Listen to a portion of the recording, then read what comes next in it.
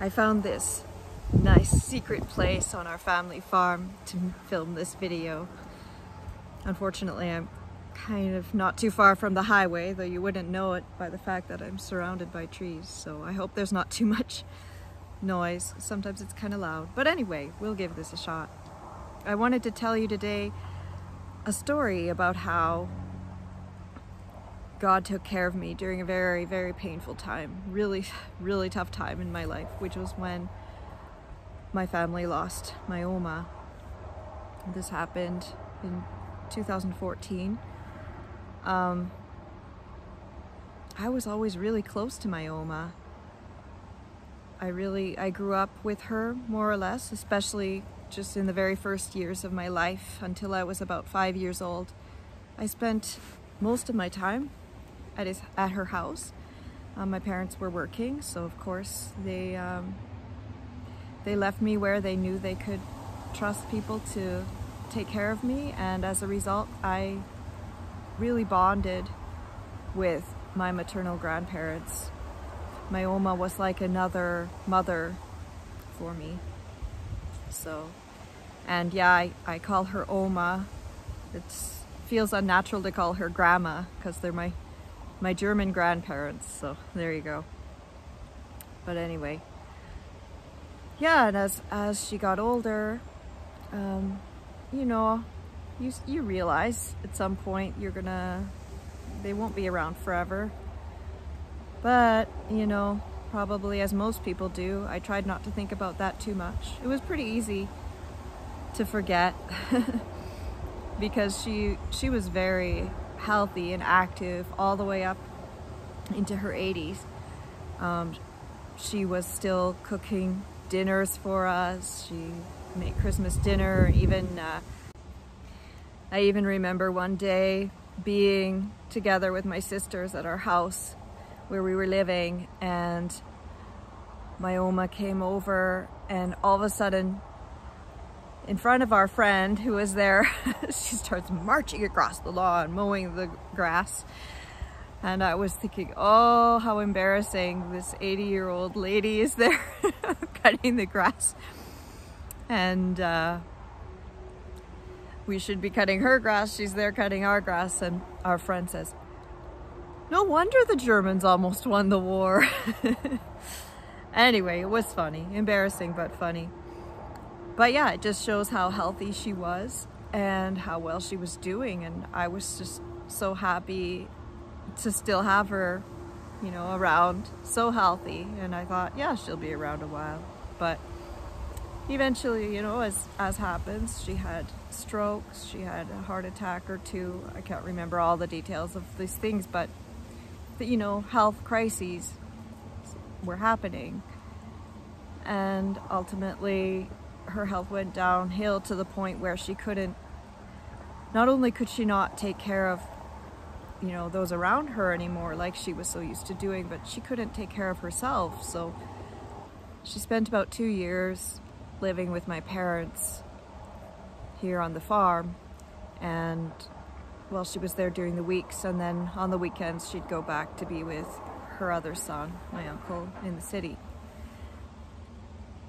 And so yeah, during that time I got to spend a bit more time with her. Wasn't the same. It was hard. It was hard to see her that way, struggling. And then ultimately, after we took her home again once at the end of the week, we had a phone call from my uncle that she'd had another very bad stroke, and that one put her in the hospital. She couldn't speak,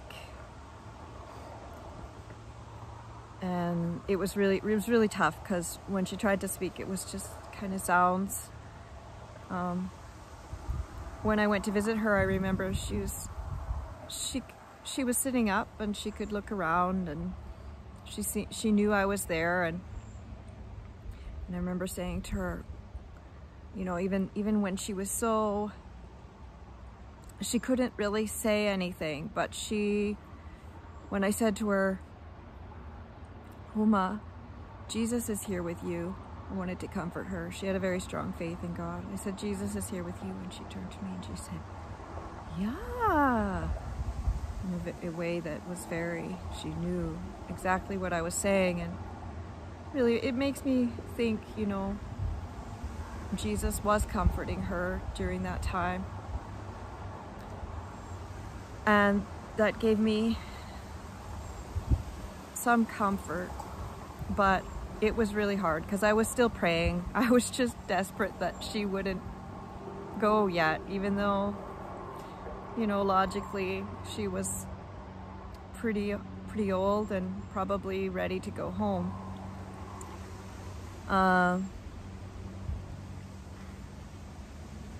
And then one day, I think she'd been in the hospital about 2 weeks.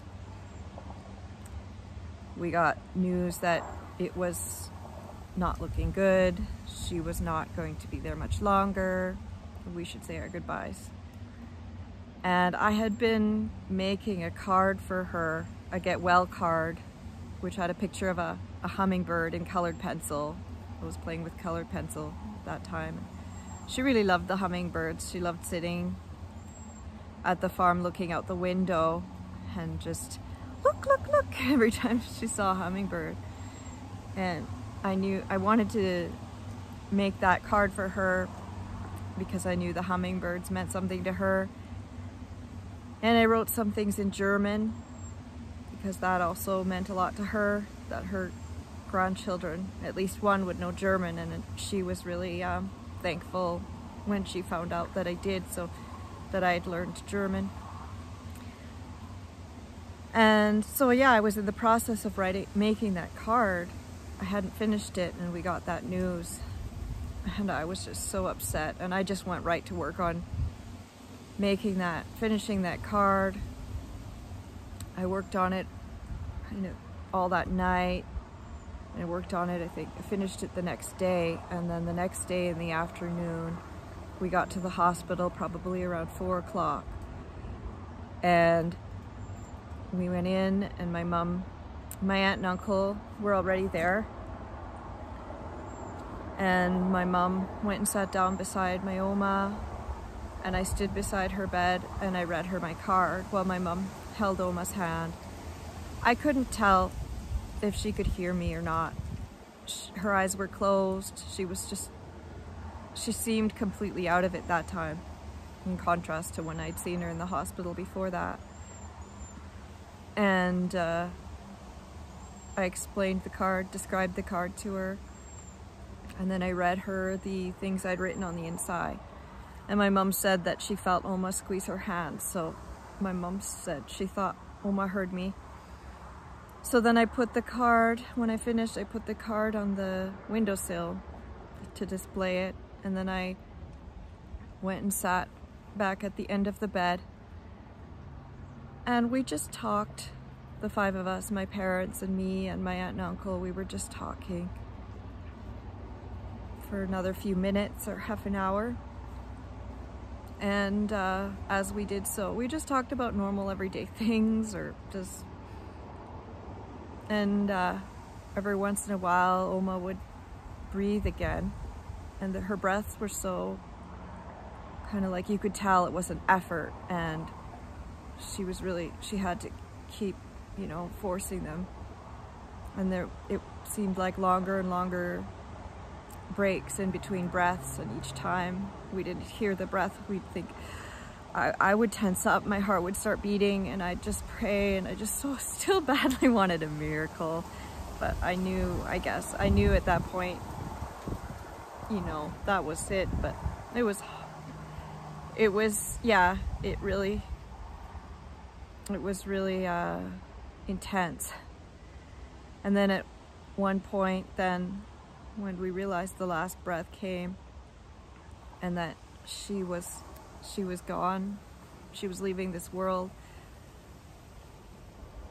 I just couldn't help but think she was there still. She was out of that unhealthy, broken body, and now she was going to her eternal home. But I believed she was still there in the room, and I just thought, what an opportunity to send a message to heaven. And I said, Oma, I love you. And he said, please say hi to Opa from me. And my aunt and uncle and everybody started saying similar things, and we gave her a good send-off, I felt like. The interesting part comes now, because during this time I didn't know it, but that night before, when we found out that she was not going to be here, when she was going to be passing away very soon, my aunt was texting my mom, talking to my mom, because a cousin, my Oma's cousin, had contacted her and said, Annette needs to go to the hospital.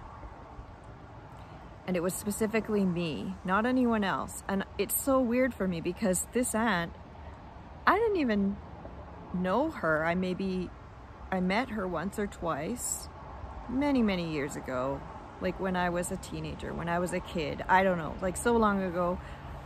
And I don't even think I could recognize her on a picture. I don't know this lady. I know of her.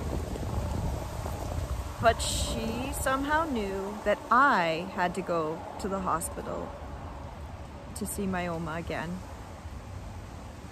And it seemed that God was telling her that I had to go there.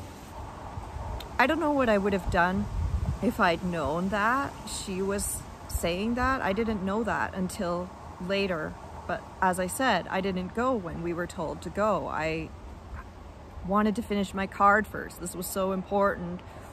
And so we didn't go that night. It turned out that night, when we were told that, they didn't think Oma was going to make it through the night. They didn't. It was kind of any moment. It was that sense of any moment she would be gone. And I delayed. And when we went there at 4 o'clock the next afternoon. I read my card, and then I sat on that chair, and it was just a few minutes after that, the end. And I really think God kept her there. I think God was sending that message that I had to go, and I think God mercifully was keeping her there so that we could say goodbye. And I think it was for me, and I think it was also for my Oma. Oh, that's a leaf. I thought it was a big grasshopper. Anyway. Yeah, because my Oma, it was always really important to her to say goodbye to the people that she loved when they passed. And so, you know, I mean, I'm sure it was important to her to say goodbye to all of us, but she always called me her first chickie or something like that.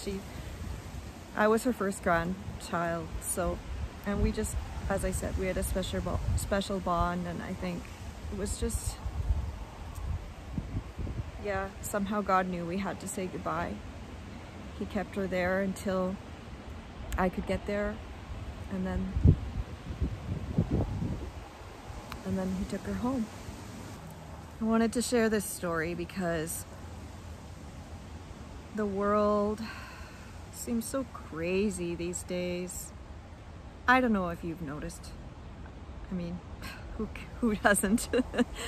Of course, we all have different perceptions of what's going on, and you know, to the extent, you know, problems we might be facing. But I don't know, it's just making me think these days that time is short, and I just really would like all of you to think about these things, these eternal things that we tend to ignore as we're going through our daily lives. I know a lot of people just don't even want to think about God for whatever reason. Maybe they don't believe, or maybe they think that they'll get to heaven because they're a good person. I think that's a very common thought.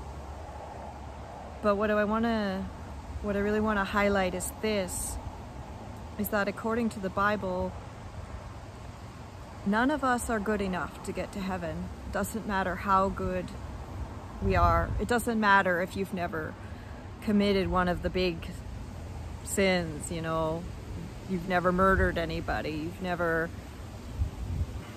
you know, done, you know, whatever, some big thing. It's not about that. It doesn't matter how nice you are to people and how much you've helped others, or, you know, those are all, it's really good, you know, but the thing is, the standard for heaven is not some arbitrary standard that humans have set, that, you know, we've decided that this kind of person is a good person and they can go to heaven. It's not up to us, it's up to God. He's the one who created this whole universe and created us. And God's standard is absolute perfection, complete holiness. None of us can make it. There's not a single one that can make it. And justice will be done for every bad thing that anyone has done, for even the smallest little white lie all the way to the most heinous, you know, mass murders. But at the same time, even though God is completely just and will punish all of those things, every bad thing that people have done to you, those things will all get punished. Every bad thing that you've done to someone else, that will also get punished. The thing is, though, God is also completely merciful, and He's made a way for justice to be done, but so that we also can escape the eternal consequences for those sins.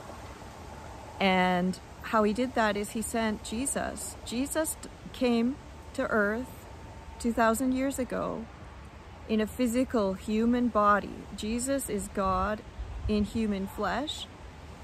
He lived a perfectly sinless life, and then for that reason He was able to take our sin on Him. Since He had no sin to pay for Himself, He took the sin of each and every human being who ever lived or whoever will live onto Him, and He died, and then He rose again. He went to hell, but hell couldn't keep Him because He was perfectly sinless. And so all that sin, gone.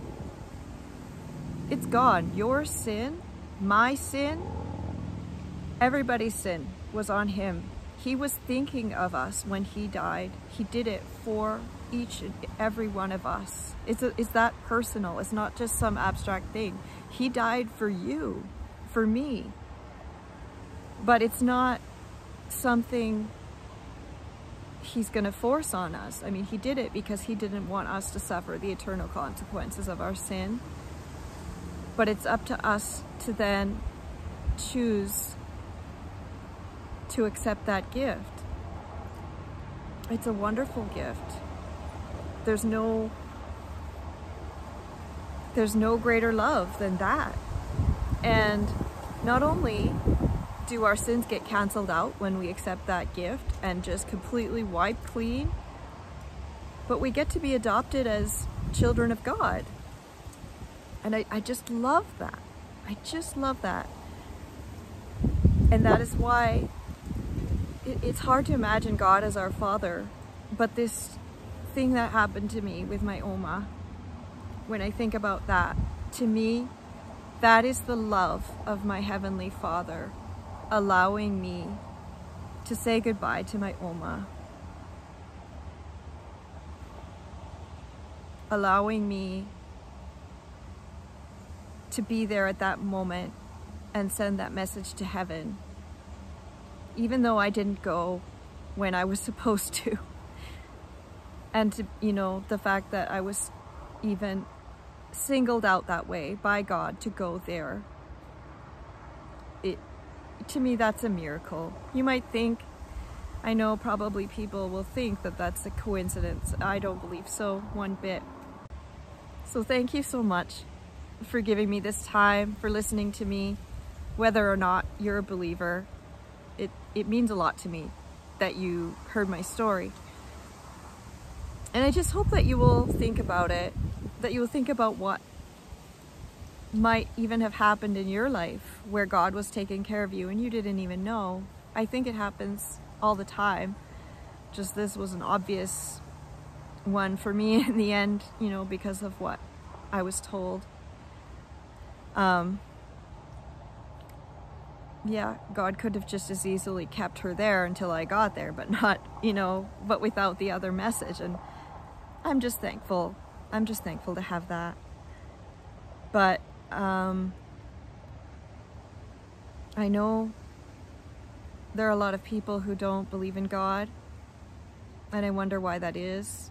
Because to me, it's very obvious. If you look at all of creation, it's very obvious. The fact that we can think and reason, the fact that we can build things.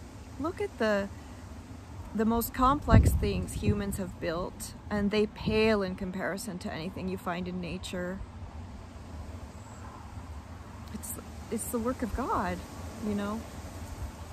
And it's interesting, you know, people think belief in God is a blind faith, or belief in the Bible is not reasonable, but I would challenge you to look into that a little more and look into the things, the confirmations of the Bible that there are, because they exist. I'll put some links in the description for this video in case you want to check anything out. There's an interesting talk by Gary Habermas, who has studied the resurrection of Jesus for pretty much all of his academic career, and he has some very persuasive and interesting arguments about for the bodily resurrection of Jesus. And of course, from the perspective of prophecy, oh, that is super interesting. Probably I've had times in my life, you know, doubts and fears in my life where, you know, I will willingly admit that I do have a bias in favor of, you know, believing the Bible. I want it to be true. Some people don't want it to be true. I wanted it to be true. And I went looking for information about it. But you know, it's one of the things that was the most affirming for me that the Bible was true was seeing the fulfillment of the prophecy. There's a chickadee. He's so cute. Seeing the fulfillment of prophecy that the Jews, who were scattered for almost 2,000 years around the world, they had their nation, and then they were exiled, they were scattered all around the world. The Bible predicted that they would come back together and regather and have their nation back. And we have seen that happen, and it continues to happen. They're regathering in their homeland. How could a book predict that if it's not the Word of God? Who would have ever been able to predict that? So yeah, that's just one of many things. So yeah, thank you again. Have a wonderful day, and I'll see you again. Bye.